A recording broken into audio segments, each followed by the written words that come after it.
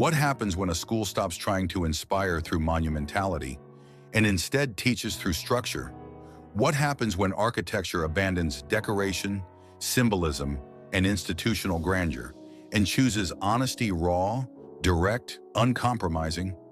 And what if one of the most radical post-war architectural statements in Britain was not a museum, not a civic palace, but a secondary school in a small rural town?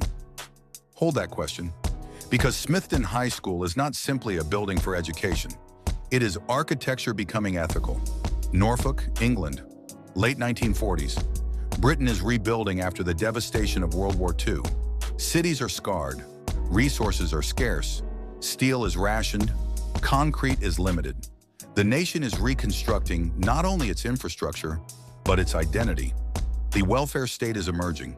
The 1944 Education Act has expanded access to secondary schooling. A new social contract is forming, and education stands at its center. Schools must be built quickly, economically, and efficiently. Architecture is no longer asked to symbolize power, it is asked to serve society. Into this moment step two young architects in their 20s, Alison and Peter Smithson. Unknown, uncompromising, suspicious of polite modernism and skeptical of the softened humanism that had begun to domesticate the international style. When they win the commission for a new secondary school in Hunstanton, completed in 1949, they are not interested in refinement. They are interested in clarity. And what they deliver is not gentle. At first glance, Smithdon High School appears severe. A long, rectilinear volume stretched across open landscape. A steel frame clearly exposed. Brick infill panels set within a rigid structural grid. Large expanses of glass. And rising beside it, a water tower unapologetic. Infrastructural, unmistakable. There is no ornamental facade. No symbolic entrance. No attempt at institutional grandeur. Everything is visible. Structure is not hidden. Services are not concealed. The building does not attempt to charm. It declares itself. The Smithsons were deeply influenced by Mies van der Rohe, particularly the idea that structure could be architecture. But where Mies pursued proportion, elegance, and refinement, the Smithsons pursued something harder. They called it as found, an architecture that accepts reality as it is. Materials appear in their raw state. Brick is brick, steel is steel, pipes are visible, joints are legible, nothing is disguised. This was not aesthetic laziness, it was moral positioning. Smithdon High School is often described as the first built example of what would later be called New Brutalism. But brutality here does not mean aggression, it means truthfulness. The building's steel skeleton forms a strict grid. Classrooms line one side, circulation runs along the other. The plan is rational, repetitive, almost industrial, and that is intentional. Education in the post-war welfare state is not spectacle. It is system. It is infrastructure. It is equality. The school resembles a factory, and that resemblance was controversial. Critics accused it of being cold, institutional, even inhuman. But the Smithsons were not designing nostalgia. They were designing clarity. Glass plays a crucial role. Large curtain walls bring light deep into classrooms. Transparency creates visual continuity across corridors and courtyards. Students are visible within the structure. Learning becomes part of a shared spatial field. But this is not the romantic transparency of Philip Johnson's glass house. It is not psychological exposure. It is civic legibility. The building does not expose individuals. It exposes systems. You can read how it stands. You can understand how it works. You can see how it is assembled. Architecture becomes didactic. The building teaches through its own construction. It becomes a three-dimensional diagram of itself. Even the water tower, so often hidden in polite architecture, is left exposed. It becomes part of the composition. Function is not embarrassment, it is identity. This honesty would define the emerging ethos of New Brutalism, a movement less concerned with smooth surfaces and more concerned with ethical transparency.